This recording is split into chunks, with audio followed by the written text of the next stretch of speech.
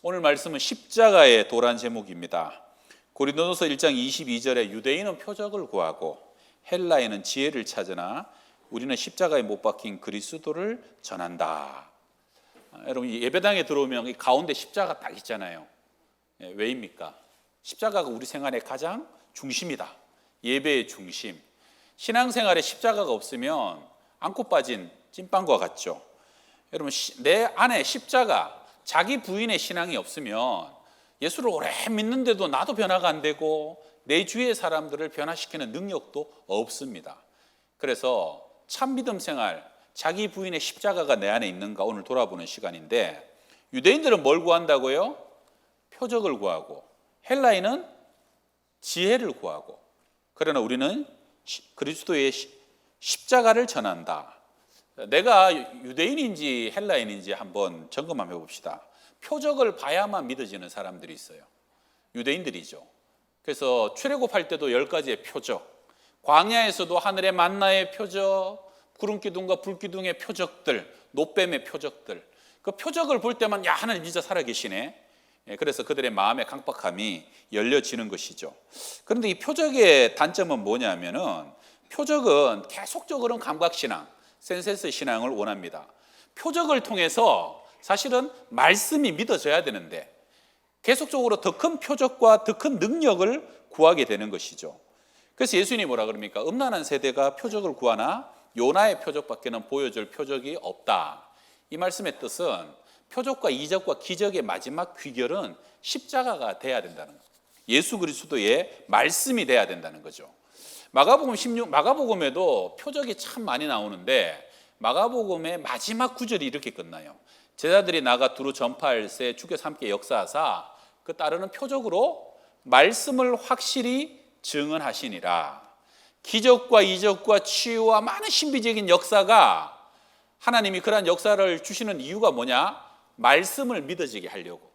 그래서 어느 순간 이제는 이적이 없고 표적이 없어도 말씀을 읽는 대로 한 절 한 절이 진리로 믿어지고 말씀에 대한 확신이 확실히 내 안에 새겨지면 더 이상 표적과 이적은 필요 없어져도, 결국은 표적과 이적이 이 말씀을 가르치는 이정표가 될 때 그것이 건강한 신앙이다 하는 것이죠. 헬라인은 또 어떤 사람입니까? 헬라인은 지혜 속에서 만물의 근원을 캐고 인생의 해결책을 찾는 사람들이에요. 이성의 논리로 설명할 수 없는 것을 믿으려고 하지 않는 사람들이란 거죠. 바울이 고린도도 가고 데살로니가도 가고 많은 교회를 세웠는데, 바울이 가서 선교에 실패했던 도시가 있는데 그게 어디냐면 아덴입니다. 아덴에 가서 바울이 굉장히, 바울도 한 철학하거든요. 한 논증하거든요. 아레오바고라는 곳에서 바울이 아주 멋들어지게 설교를 했는데 열매가 거의 없었어요. 우리 성경에 보게 되면 고린도 교회도 있고 데살로니가 교회도 있는데 아테네 교회는 없잖아요. 아테네는 교회를 세울 수 없었고, 지식을 구하고 이 지식을 사모하고 지혜를 숭상하는 사람들의 이 교만한 마음이 그 말의 변정으로 열려지지 않더라는 거예요. 그래서 바울은 거기서 크게 깨달아요. 뭐라고 깨닫습니까? 내가 다시는 말의 지혜로 전하지 않겠다. 표적도 지혜도 아니고 오직 십자가만 이 하나님의 능력이다 하는 것을 절실히 깨닫게 되죠. 오늘의 본문의 배경은 이제 고린도 교회인데, 이 고린도는 이제 아가야의 수도입니다. 바울이 2차 전도 여행 중에 처음 방문하죠. 고린도 가기 전에 바울은 상당히 힘든 여정을 거쳐서 고린도를 가게 됩니다. 원래 2차 선교 여행 때 하나님이 그 마게도냐, 아시아에서 복음 전하는데 건너와서 우리를 도우러 환상 보고 유럽으로 넘어가잖아요. 빌립보에서 교회를 세우고, 그 다음에 빌립보 떠나서 거쳐서 데살로니가를 갑니다. 데살로니가에서는 3주밖에 안 머물렀는데 많은 사람들이 예수를 믿어요. 데살로니가 교회가 굉장히 칭찬받는 교회로 3주 만에 우뚝 세워져요. 그런데 유대인들이 시기를 해가지고 깡패를 동원해서 폭동을 일으킵니다. 바울이 이게 신상의 위험이 생기니까 바울이 도망가죠. 어디로 도망가냐 하면 베레아로 도망을 가요. 한 80km 되는데, 베레아 사람들은 너무 신사적이라 너무 잘 믿는 거예요. 마음을 활짝 여는 거예요. 바울이 굉장히 은혜를 잘 전하는데 데살로니가의 깡패와 유대인들이 거기까지 쫓아왔어요. 얼마나 급박했는지 바울이 배를 타고 300km 야밤 도주를 해가지고, 그래가지고 아덴까지 도망을 갑니다. 바울이 그때 원래 일행이 디모데도 있었고 실라도 있었는데 뭐 일행이고 뭐고 목숨부터 살아야 되겠다 그래서 다 놔두고 혼자 야간 도주를 300km를 도망가요. 그래서 아테네를 딱 갔더니, 여러분 아테네 아시죠? 플라톤, 아리스토텔레스, 소크라테스 전부 다 철학의 대가들이 활동했던 데 아닙니까? 바울이 거기 가고 굉장히 변정적으로 지혜를 갖고 철학적으로 아레오바오 설교를 딱 하는데 열매가 없어요. 사람들한테 말하자면 씨도 먹히지 않는 거예요. 그래서 바울이 갔던 도시 중에 바울이 유일하게 복음 전파의 전도에 실패한 동네가 이 아테네입니다. 그래서 바울이 지금 막 코가 석자나 빠졌어요. 지금 막 야간 도주했어요. 도망 다녔어요. 아테네 가고 힘있게 설교를 했는데 먹히지도 않아요. 그래서 바울이 거기서 뭘 느낍니까? 아, 내가 사람의 철학과 사람의 지혜로서 전하는 것이 아니라 십자가만 전해야 되겠구나. 이것을 아테네에서 절실하게 느끼면서 고린도전서 2장에서 이렇게 얘기합니다. 한번 봐요. 우리 같이 읽어볼까요? 형제들아, 시작. 형제들아, 내가 너희에게 나아가 하나님의 증거를 전할 때에 말의 지혜에 아름다운 것으로 아니하였나니 내가 너희 중에서 예수 그리스도와 아무것도 알지 아니하기로 작정하였음이라. 아멘.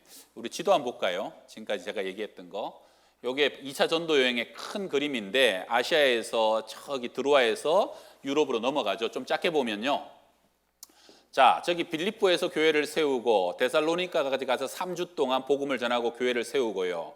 베레아에 가가지고 한두 달 아주 복음을 잘 전하는데 깡패들이 또 쫓아와요. 300km를 배 타고 도망가서 아테네에 갔는데 아테네에서 철저하게 전도가 실패합니다. 그리고 바울은 일행이 오기도 전에 고린도로 가버린 거예요. 왼쪽에 있는 고린도에 가서 이 고린도에서 바울은 비로소 사역을 새롭게 시작하는데 고린도가 또 만만치 않아요. 그 당시 인구 80만 엄청난 대항구 도시예요. 사람 많고 돈 많고 죄 많고, 그래서 고린도 아가씨는 창녀로 통하는 얼마나 음란한 도시인지. 근데 그러한 도시에 빛의 사람 바울이 딱 들어오니까 이게 영적인 어둠이 가만히 있지 않죠. 바울은 원래 대담하고 굉장히 이게 뭐랄까요, 용감한 캐릭터잖아요. 근데 바울이 들어가서 내가 가서 너무 무서웠다 이렇게 고백하는데, 이 고린도전서 2장에 보게 되면은 내가 너희 가운데 거할 때에 약하고 두려워하고 심히 떨었노라. 이 바울이 이게 지금 야간 도주하고 도망 다니고 이게 전 선교에 열매 없고 그러다 보니까 위축될 대로 위축돼 가서 고린도를 들어온 거죠. 근데 하나님이 때로는 나중에 여러분 고린도는 그 유럽 선교의 교두부가 됩니다. 제일 큰 도시고 고린도 교회가 한 복음의 센터가 됩니다. 그러니까 하나님 입장에서는 이 바울이 정말로 준비된 모습으로 고린도 가가지고 고린도 가운데 강력한 역사를 이루어야 되니까 오히려 바울은 더 겸손하고 위축됐지만 더 기도하고 하나님 의지함으로 고린도를 들어가게 된 것이죠. 하나님은 때로 약하게도 하시고 때로 두렵게도 하시고 때로 위축되기도 하시는데 그러한 것들도 하나님의 섭리 안에 있다라고 저는 믿어요. 그래서 고린도를 딱 갔더니 브리스길라와 아굴라 부부를 고린도에서 만나죠. 평생 바울을 쫓아다니면서 바울을 도와주고 바울을 위해서 목이라도 내어놓을 수 있는 부부를 거기서 만나고, 그리고 드디어 디모데와 실라도 뒤늦게 합류합니다. 1년 반을 고린도에서 머무르면서 아주 고린도 교회를 팀 사역으로 잘 세워나가는 거죠. 그래서 그 고린도 교회는 사방으로 빛을 비추는 교회로 세워지는데 바울이 그 고린도 교회를 떠나게 되는데 떠나고 났더니 그 고린도 교회 안에 여러 가지 문제가 있다는 소문이 바울에게 들려오는 거예요. 문제 종합 선물 세트처럼 이게 뭐 성도들끼리 소송을 한다, 음행이 있다, 은사를 남용한다, 우상의 재물에 관한 문제들, 뭐 별가지 문제들이 다 들리는데 그 중에서도 제일 심각한 것이 뭐냐면 분파와 분열의 문제. 나는 바울파다, 나는 아볼로파다, 나는 베드로파다, 나는 그리스도파다. 이 분열이 고린도 교회 가운데 역사된다는 거죠. 여러분, 마귀는 조금 될 만한 교회, 특별히 은혜 충만한 교회일수록 분열로 역사합니다. 성령 강림하고 우리 예루살렘 교회가 가장 은혜 충만할 때 그때도 헬라파, 히브리파, 개파 갈등으로 교회가 쪼개질 뻔한 위기가 있었죠. 대사도 바울이 1년 반 제일 오랜 기간을 섬기고 세우고 말씀을 가르쳐서 제자 만들었던 고린도 교회 안에도 결국 마귀가 뭐로 역사하는 거예요? 너 바울파야? 베드로파야?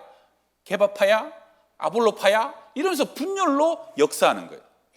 왜 나는 바울파다, 왜 나는 아볼로파다, 그런 심리가 뭡니까? 그 사람의 이름을 빌어갖고 내가 나를 자랑하는 거예요. 나는 특별한 사람이야, 나는 대단한 사람이야, 니들이랑 틀려, 이걸 드러내는 거죠. 우리 아버지 누군 줄 알아? 내 뒤에 누가 있는 줄 알아? 뭐 이런 거예요. 우리 여러분 깡패 영화 같은 거 보게 되면 막 건달들이 경찰서 잡혀가갖고 경찰들 앞에서 뭐라 그럽니까? 니네가 누군 줄 알아? 너가 서장이랑 나랑 친구야, 뭐 이러면서 내가 너가 서장이랑 같이 뭐 밥도 먹고 사우나도 가고 내가 누군지 알아, 이러면 그럼 희한한 게 또 그 얘기를 들으면 경찰들이 대우가 달라져요. 아, 그렇습니까? 하면서 굉장히 갑자기 공손해져요. 세상에는 내가 여기 오너와 어떤 관계다, 내가 이사장의 아들이다, 그러면 사람들의 태도가 갑자기 돌변하는 게 그게 세상 방식들 아닙니까? 그러다 보니까 고린도 교회 안에도 세상 방식이 들어와가지고 고린도 교회 설립자 바울과 내가 어떤 관계야, 그 다음에 들어온 아볼로 선생님과 내가 얼마나 가까운 관계니까 내가 특별하고 나의 자랑을 더 드러내는 것을 중심으로 이게 교만과 알력과 다툼이 이게 서로 상충하면서 교회가 자꾸 쪼개지는 것이죠. 심지어는 그리스도파, 여러분 힘을 좋아하고 줄 세우기 좋아하는 사람은요, 예수님도 줄반장으로 세워버립니다. 그것이 타락의 시작이 된다는 것이죠. 여러분, 우리 양평동 교회에서 누구 줄이 제일 힘 있는 줄입니까? 양평동 교회 어느 장로님 뒤에 서고 어느 권사님 뒤에 서고 어느 집안 뒤에 서면 제일 힘이 있어요? 있어요, 없어요? 확실히 없어요? 할렐루야. 여러분, 누구의 줄도 없어야 돼요. 교회는 콩이고 팥이고 다 갈아져서 한 떡이 되는 게 교회입니다. 한 몸이 되는 게 교회예요. 눈이 더 위에요, 뭐 코가 아래라고 아래입니까? 아닌 거예요. 다 다양한 지체가 함께 연합하여서 한 몸이 되고 한 육체가 되고 함께 아파하고 함께 기뻐하는 거, 그게 교회인 거죠. 예. 어떤 사람의 줄에 목사라도 목사 뒤에 줄 세고 그럴 필요 없는 거예요. 예. 누구는 목사님 줄이야, 누구는 목사님 사람이야, 그러면 그거는 이미 교회가 문제가 있는 거예요. 제 뒤에 서지 마세요. 저는 우리 집 사람 뒤에 서갔어요. 예. 예. 그런데도 불구하고 이게 뭔가 줄이 있고 빽이 있고 뭔가 내가 특별하다고 생각하는 그런 유혹이 있는 사람들은 오늘 말씀을 깊이 좀 묵상하시길 바랍니다. 우리가 바울도 알고 베드로도 아는데 아볼로는 누구냐? 아볼로는 이제 알렉산드리아, 저 아프리카 출신이에요. 알렉산더가 거기에 큰 도서관을 세웠거든요. 그리고 학문의 도시예요. 그러니까 이게 굉장히 변정과 지식에 좀 출중한 사람이, 그리고 이제 바울이 고린도 교회에서 브리스길라 아굴라 부부를 데리고 에베소를 갑니다. 에베소 갔다 그 부부는 거기 놔두고 자기는 다시 예루살렘으로 돌아가요. 바울이 떠나고 난 뒤에 이 아굴라가 아프리카에서 에베소 교회를 가게 됩니다. 그래서 에베소 교회 왔는데 딱 보니까 말을 너무 잘해요. 이 사람이 말이 언변이 굉장히 화려하고 논리적인 거예요. 그런데 이제 브리스길라 아굴라 부부가 가만히 들어보니까 말은 잘하는데 성령도 모르고 또 요한의 세례만 알고 예수님도 잘 몰라요. 그래서 브리스길라 아굴라 부부가 바울한테 1년 반을 제자훈련 받았잖아요. 그래서 아굴라 선생님, 우리가 선생님한테 바울에게 배운 것을 좀 얘기해 줘도 됩니까? 이래 되는 거죠. 그래갖고 1:1 양육처럼 브리스길라 아굴라 부부에게 아굴라가 특별하게 과외처럼 양육을 받아서 성령도 알게 되고 예수님의 세례와 복음도 알게 되는 강력한 사역자로 세워지게 됩니다. 그래서 브리스길라 아굴라 부부가 아볼로 선생님, 저 고린도에 가면 엄청 사람들이 많은데 거기서 당신의 이 놀라운 은사를 가지고 제자 양육 좀 해주고 말씀을 전해주면 안 됩니까? 그래서 아볼로가 고린도를 가게 되죠. 그러니까 고린도 교회는 설립자는 바울이고, 바울이 떠나고 난 뒤에 아볼로라는 아주 말 잘하고 잘 가르치는 선생님이 굉장한 감화와 영향력을 끼치게 됩니다. 그러다 보니까 이게 나중에 부작용이 나니까 나는 바울파, 나는 아볼로파, 우리는 정통 베드로파, 이러면서 자기들끼리 갈등과 분열이 일어나게 되었다는 것이죠. 그러니까 이제 그 당시 이제 고린도 교회가 이게 처음 교회가 세워지다 보니까 교회 안에 다양한 사람들이 쏟아져 들어왔잖아요. 뭐 장사에서 돈 번 사람들, 정통 귀족들, 또 철학과 수사학을 좋아하는 지식인들, 평민들, 노예들, 이 사람들이 어우러지는, 제 생각에는 어우러지는 과정 가운데 분파가 생기고 갈등이 생기고 우리가 더 힘이 있어, 우리가 더 먼저 왔어 이러면서 조금 분열의 조짐이 있었던 것이죠. 이래 바울이 아주 유명한 말을 하잖아요. 뭐라 그럽니까? 3장 6절에 나는 심었고 아볼로는 물을 주었으되, 같이 한번 읽어봐요. 시작. 나는 심었고 아볼로는 물을 주었으되 오직 하나님께서 자라나게 하셨나니. 나는 심고 개척하는 사람일 뿐이고 아볼로는 와서 물을 주는 사람일 뿐이지만 하나님이 자라게 하시고 하나님이 열매 맺게 하시는 분이다. 우리는 주님께 잠시 도구로 쓰일 뿐이다. 모든 것을 다 이루시는 것은 하나님이시다는 거죠. 그래서 바울이 그 다음에 하는 얘기가 십자가의 도를 얘기합니다. 왜 나를 자랑하고 왜 허영심을 가지고 자기를 과시하느냐. 정말로 예수님이 우리에게 가르쳐 주신 것은 날마다 자기를 부인하고 자기 십자가를 지고 예수님을 쫓으라는 것이다. 여러분, 자기 부인이 없는 종교는 반드시 타락합니다. 하등 종교와 샤머니즘에는 자기 부인이 없어요. 여러분, 신앙생활 하실 때 처음에는 주님 충만하게 은사도 주시고 능력도 주시고 불도 주시고 그렇게 해서 주님을 점점 더 알아가고 여러분 충만해지잖아요. 어느 선 넘어가면 그 다음에 하나님 뭐라 그러십니까? 비우라, 버리라, 너가 썩어지는 미랄이 되라라고 말씀하시죠. 여러분, 비울수록 예수로 충만해지고 내가 버릴수록 더 부유해지고 내가 미랄되어 썩을 때 그 미랄 가운데 부활의 능력과 100배, 1000배의 부활의 결실들이 나타나는 것, 그것이 바로 십자가를 통해서만 가능하다는 것이죠. 교회가요, 타락할 때, 교회가 힘들어질 때 제일 먼저 나타나는 것이 이 계파와 파벌인데, 저는 우리 양평동 교회가 이 118년 동안 하나됨을 이루고 항상 한가족됨을 이룬 교회라서 큰 은혜고 축복인 줄 믿습니다. 우리는 이 하나됨을 주님 오실 때까지 지키고 나아갈 수 있도록 늘 기도해 주시길 바랍니다. 초대교회가 성령 강림하고 가장 은혜가 충만할 때, 그때 이제 히브리파 헬라파의 갈등이 있었죠. 아무래도 손이 안으로 굽는다고 본토백이 히브리파 출신들이 그때 막 10,000명, 20,000명 구제하고 식사 나눠주고 배급하고 이랬거든요. 그러다 보니까 자꾸 히브리파 과부들에게만 도와주는 거예요. 어느 날 헬라파 과부들이 화가 났어요. 왜 우리는 구제 명단에서 빠지냐. 이게 먹는 게 별거 아닌 것 같지만 또 대단한 겁니다. 그래서 거기 갈등이 생기는 거예요. 그러니까 이게 사실은 먹는 것 같지만 결국은 재정의 문제고 이게 또 계파의 문제인 거죠. 그런데 이 사도들이 예수님께 직접 배운 사람들이라 아주 지혜가 있고 뭐가 문제냐? 그 문제를 꿰뚫는 통찰력이 있었습니다. 그래가지고 사도들이 다 모여서 뭐라 그러냐면 우리는 기도하고 말씀 전하는 것에 전무하겠다. 헬라파 중에 7 집사를 뽑아라 그런 거예요. 그래서 스데반, 빌리, 브로고로, 니가노로, 디몬, 바메나, 니골라 7명을 뽑았는데 이 7명의 이름들이 전부 다 헬라식 이름이에요. 말하자면 양평동교회 등록을 했는데 장순순 집사님, 다니엘 집사님 뭐 이런 사람들 7명을 뽑은 거예요. 그래서 7명을 뽑아갖고 그 사람들에게 재정권을 다 줘버렸어요. 너희들이 집사님들이 이제 재정을 한번 운영해 보십시오 하고 다 줘버리는 거예요. 여러분, 그 배분의 문제면 5대5로 나눕시다, 6대4로 나눕시다 그래도 되는데 이게 막 돈주머니 돈줄을 재정권을 다 줘버리는 거 어려운 일이에요, 쉬운 일이에요? 이 굉장히 어려운 일이에요. 어느 교회든 재정 문제 제시한다고 당회가 그럼 우리 집사님들 몇 분이 한번 다 해보십시오 하고 넘겨주는 거, 이건 있을 수가 없는 일이에요. 그런데도 사도들이 그것이 가능했던 이유는 뭡니까? 세상은 돈줄을 쥔 사람이 힘이 있다고 믿지만 교회는 말씀에 충성하고 기도하는 사람 가운데 하나님께서 은혜를 주시고, 교회는 말씀이 약해지고 기도가 약해지면 문제가 생긴다는 것을 사도들이 알았던 거예요. 돈의 문제가 아니고 배분의 문제가 아니고 계파의 문제가 아니고 기도해야 될 사람이 기도 안 하고 말씀 전하고 말씀 연구해야 될 사람이 말씀을 힘있게 전하지 못하고 말씀을 배우지 않으니까 어느 순간 그 숨어있던 바이러스가 막 숭숭숭숭 올라오는 거예요.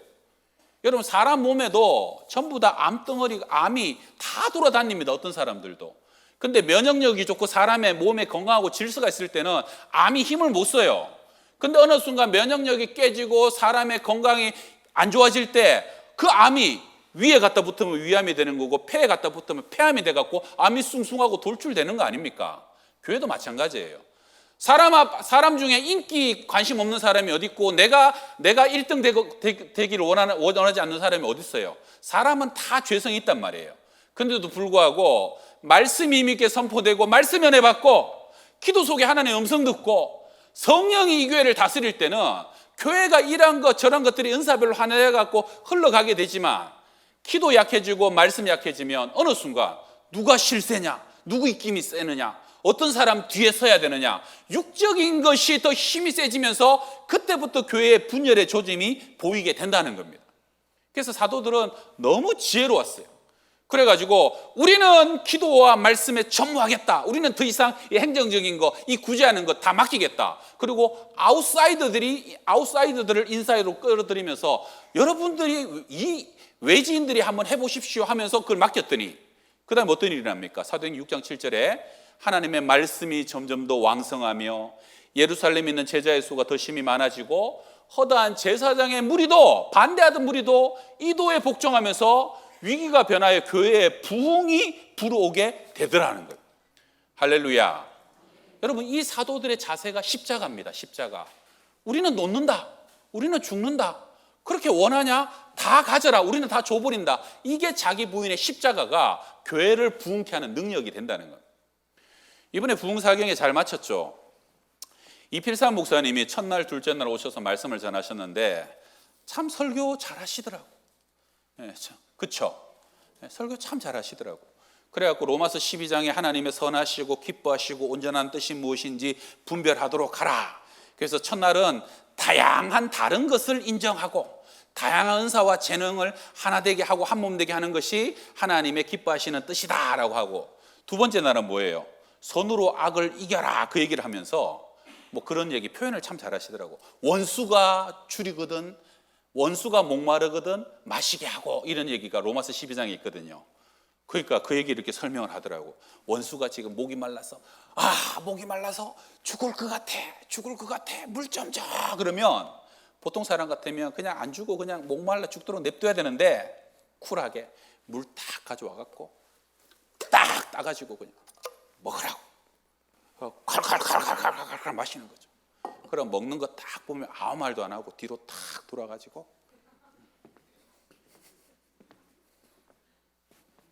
그냥 걸어간다는 거예요. 왜? 간지나지 않냐고. 그렇게 설명하시는데 그 다음 뭔 얘기하냐면, 그러면 그 뒤에 있는 사람이 잠깐 하면서 내가 잘못했어 내가 회개합니다 이러면 좋겠지만 세상 사람들은 대부분 다 그러지 않는다는 거예요. 악인들은 아무리 용서해주고 아무리 선을 베풀어도 더 못돼지고 더 악해지지, 그런 식으로 돌아서거나 회개하지 않는다는 거예요. 그래서 선으로 악을 이기라는 것은 뭐냐면 그 사람이 변화되고 바뀔 것을 기대해서 선을 베푸는 게 아니라, 그 사람이 변하면 고맙지만 안 변해도 고마워하지 않아도 더 악해져도 상관없이 나는 하나님 때문에 하나님 앞에서 하나님으로 인하여 선을 베푸는 것이라는 거예요. 왜냐하면 푸시는 것도 하나님이고 여는 것도 하나님이고 그 모든 것을 해결할 것도 하나님이기 때문에 하나님이 일하실 때까지 나는 어떻게 하는 거예요? 미랄이 되는 거예요. 주님, 그래서 내가 억울해도 참습니다. 내가 억울해도 인내합니다. 나는 억울해도 썩어집니다. 나는 달라니까 다 줘버립니다. 그러나 하나님이 나를 보시고 때가 되면 승리하게 하시고 갚아주시고 하나님께서 부활의 능력으로 임하여 주실 줄 믿습니다. 이게 자기 부인이고 십자가를 지는 삶이라는 거예요. 여러분, 저는 바울의 이렇게 많은 그 도시들의 사역 중에 빌립보의 사역을 한번 또 더 말씀드리고 싶은데, 아까 지도에서 봤죠. 바울은 원래 아시아 전도하려고 그랬는데 밤에 환상에 이 마게도냐 유럽으로 좀 넘어와서 우리를 도와달라. 그래서 갔어요. 가가지고도 처음에 강가에 다니면서 기도만 하는데 기도하다 보니까 루디아다는 여자를 만나갖고 루디아가 자기 집으로 초청해갖고 그 집이 빌립보 유럽의 첫 교회가 되고 첫 세례 신자가 되잖아요. 그리고 또 기도하다 다니다 보니까 귀신 들린 여자가 쫓아다니면서 막 그냥 그렇게 바울을 힘들게 하니까 바울이 예수의 이름으로 나가라 그랬더니 귀신이 나갔어요. 근데 문제는 뭐예요? 그 귀신 들린 여인 갖고 점치던 주인들이 자기가 돈벌이가 안 되니까 바울을 고소해버린 거예요. 그래서 바울이 고소를 당하고 끌려갑니다. 그래서 바울이 거기서 옷을 찢김을 당하고 창피를 당하고 매를 맞고 옥에 갇히고 아주 곤욕을 당하죠. 근데 여기 희한한 게 바울이 로마 시민권자예요. 로마 시민권자는 그렇게 곤욕당하고 매 맞고 감옥에 못 집어넣어요. 근데 바울이 자기가 로마 시민권자인 것을 처음에 밝히지 않고 그 어려운 수치와 수모를 다 당합니다. 왠 줄 알아요? 바울의 관심은 내가 매 안 맞고 내가 안 찢기고 내가 감옥에 안 가는 데 있잖아요. 내가 어떻게 여기서 썩어지는 미랄이 되고 내가 어떻게 여기서 내가 어떻게 나의 고난과 어려움이 하나님 보시기에 재물이 돼가지고 하나님이 내가 여기서 어떻게 미랄되면은 주님이 임하시고 주님이 이 땅을 흔들어 버리실까? 주님이 이 가운데 교회를 세우시고 하나님이 친히 이 땅 가운데 구원의 빛을 임하실까? 바울의 관심은 거기 있는 거예요. 그래서 바울은 찢김을 당하고 그 수치스러운데 하나님 앞에 그 찢김을 당하는 동안 하나님께 기도하는 거예요. 하나님 보고 계시죠? 하나 킵합니다. 매 맞으면서도 주님 나는 매 맞습니다. 주님 나는 곤욕 당합니다. 또 하나 킵합니다. 그리고 감옥에 가서도 주님 내가 낭망하고 절망하지 않고 이 상황 속에서도 찬송하고 기도하고 노래하고 하나님께 감사합니다. 또 하나님 앞에 또 하나 킵합니다. 계속 재물이 되는 거예요. 어느 순간 주님이 그걸 보시고서 지진이 나잖아요. 땅을 흔들어 버리고 옥문은 다 열리고 이 메인 것은 전부 다 벗겨져 버리고 하나님이 친히 임하시니까 온 빌립보 도시를 흔들어 버리면서 그 속에 빌립보 교회가 세워지고 간수가 와갖고 무릎을 꿇으면서 선생님 내가 어떻게 해야 구원을 얻겠습니까? 그때 바울이 주 예수를 믿으라 그리하면 너와 내 집이 구원을 얻으리라 그러면서 그 간수의 온 집이 세례받고 빌립보 교인이 되고 그러면서 그 도시에 교회가 든든히 세워지게 되는 거. 바울은 그 다음에 자기의 로마 시민권을 주장하면서 자기가 대우를 받게 되는 것이죠. 바로 이거예요. 나의 약함과 고난과 나의 죽어짐이 하나님의 능력이 되는 삶을 살아가는 것. 이것이 바로 십자가의 도고 내가 미랄되어서 주님이 우리 가운데 역사하시도록 일하는 것이죠. 여러분 명절 동안 많은 사람을 만날 때 여러분 가정들 위해서 기도하시죠. 여러분의 가정에 주님의 빛이 비추고 하나님의 승리 역사가 나타나도록 오랫동안 기도하셨잖아요. 미랄되셔야 됩니다. 말로 싸워서 이기는 게 아니라 논쟁하고 설득해하고 목소리 커서 변화시키는 게 아니라 내 삶으로 자기 부인들 정말로 낮아지고 죽어지고 예수님처럼 겸손히 십자가 지는 것이 무엇인가를 가정 하나에 실천할 때 하나님이 그 가정 가운데 때가 되면 하나님의 구원의 능력을 더해 주실 것을 믿으시길 바랍니다. 저는 이번 부흥사경회 하면서요 또 메시지를 통해서도 은혜 받았는데 참 강사 목사님들과 교제하고 사람을 보면서 참 많은 또 은혜를 받습니다. 마지막으로 오셨던 김태선 목사님은 교수님은 제가 이제 그 교회 26살에 교육종사 갔으니까 거의 30년 동안 그 가정을 제가 아는 사람이거든요. 그 목사님이 김창희 목사님 아들이에요, 아들. 그 김창희 목사님과 김기옥 사모님이라고 이제 목사님은 한 3년 전에 돌아가셨는데 그 어머니가 평생 목사님 40년 목회하시는 동안 평생 밤 12시만 되면 본당으로 오셔요, 어머니가, 사모님이. 그래갖고 이만한 아주 두껍고 이만한 방석이 있어요. 거기에 앉아갖고 밤 12시만 되면 철야를 시작해갖고 새벽 5시까지 기도를 하세요. 365일 하루도 안 쉬어요. 그래갖고 새벽 5시에 아침 그 새벽 기도회 끝나면 집에 가서 주무셔요. 평생을 그렇게 사시는 거예요. 그래갖고 기도를 대표 기도를 잘 안 하시는데 우리 목회자들이나 사모님 있을 때 한 번씩 막 식기도 하시거든요. 기도의 어떤 카리스마가 장난이 아니에요. 목사님도 사모님이랑 밤에 오실 때 같이 나와요. 목사님은 거기 교회에서 사셔요. 그래서 사모님 기도하시면 같이 기도하시기도 하시고 주무시기도 하시고 그래가지고 목사님은 새벽 기도 끝나면 집에 가서 세수하고 식사하고 출근하셔요. 하루 종일 일하시고 저녁 7시쯤에 다시 들어가시거든요. 그럼 9시에 또 나와. 왜? 사모님 철회할 때. 그래가지고 부목사들 다 적어낸 우리 하루 일집 오시고 그래갖고 그냥 두 분이 거의 교회에서 날마다 주무셔요. 그 집 딸이 우리 김태선 목사님의 누나가 제 신학교 동기인데 그 딸이 뭐라 그러냐면 자기는 장신대 가서 목사님들 월요일날 쉬는 거 처음 알았대. 아빠가 월요일날 쉬는 날이 없어가지고 그래가지고 장신대 가서 목사님들 월요일날 쉬는 거 처음 알았다는 거예요. 평생 교회만 사랑하고 교회만 충성하고 평생 교회를 위해서 온 몸을 다 바쳐 기도했던 그 부부 제가 알죠. 이번에 목사님 그 아들 김태수 교수님 모셨는데, 야, 이 기도하는 거는 엄마 스타일을 너무 닮았더라고. 설교하는 거는 아버지 스타일을 똑 닮았더라고. 몇 년 전에 한번 왔잖아요. 근데 아버지 돌아가시고 난데 더 많이 닮은 거예요. 막 눈빛, 움직이는 자세, 손가락, 모션, 이게 말의 어조, 여러분은 잘 모르시겠지만 제가 그 목사님 설교를 너무 좋아해가지고 제가 차에서도 맨날 목사님 테이프 듣고 다녔거든요. 근데 똑 닮은 거예요. 야, 어쩜 이렇게 탁월한 유전자는, 아니 배워도 솔직히 말해서 제가 더 많이 목회를 배우고 했을 텐데 아버지랑 똑같이 설교하고 엄마랑 똑같이 기도하고, 성격도 보니까 아버지의 그 대쪽 같은 성격을 그대로 닮아가더라고. 그하고 뭐 여기 예일에서 석사하고 옥스포드에서 박사하고 지금 장신대에서 제일 인기 강사가 돼가지고 이 떠오르는 다코스, 그래갖고 막 신학도에 대한 열정이 대단해요.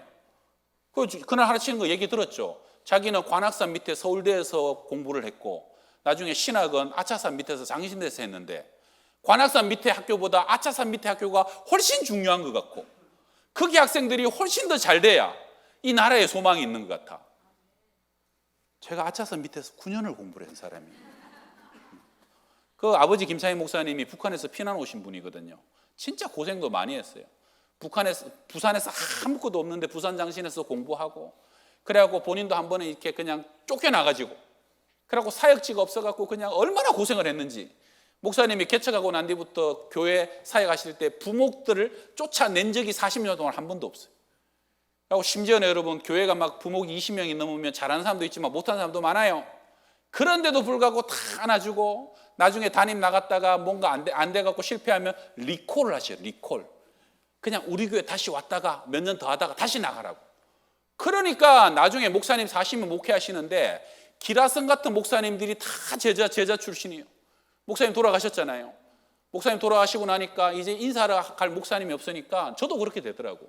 저도 김태섭 교수님 오니까 반갑고 고맙고 마치 옛 돌아가신 목사님 또 보는 것 같고, 그래갖고 한국의 기라성 같은 목사님들이 김태섭 교수님 보고 내 후임 좀 돼달라고, 우리 교회 와서 목회 좀 하면 안 되냐고.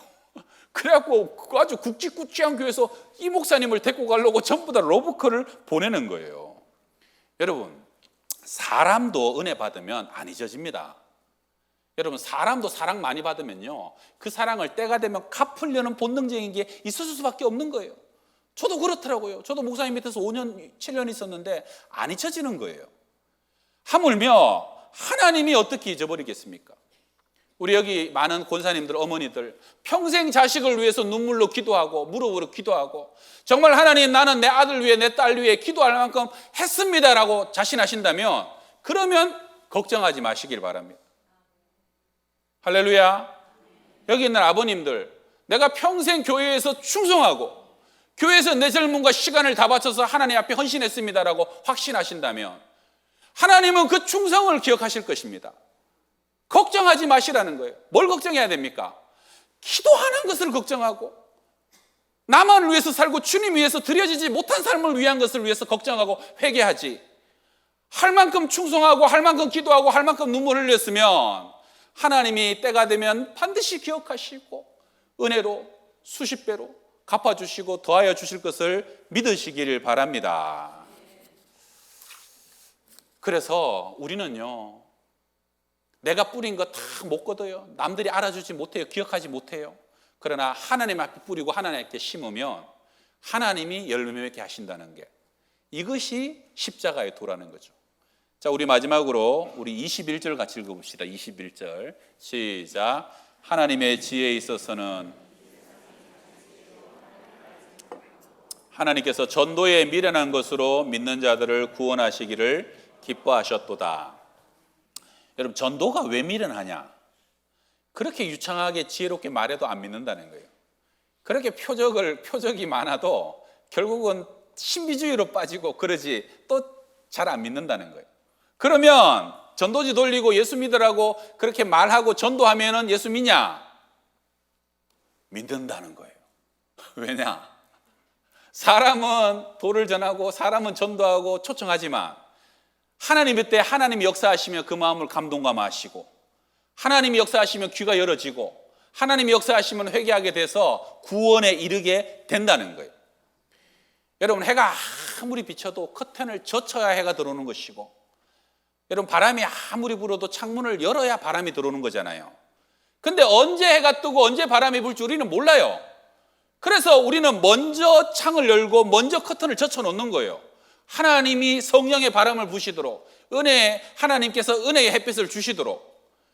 그게 뭐라는 거예요? 그게 전도라는 거예요. 하나님, 나는 오늘도 복음 전합니다. 오늘도 기도합니다. 오늘도 때를 얻든지 못 얻든지 초청합니다. 하나님의 때가 되면 그 영혼이 교회 안에 오게 하시고 마음이 열어지게 하시고 구원받는 자리에 서게 하여 주시옵소서. 그래서 우리 이제 한 달 동안은 여러분 기도하는 가족들, 자녀들, 또 이웃들 위해서 기도하고, 주님, 내가 전도하게 하여 주시고 구원은 하나님이 이루어 주실 줄 믿습니다.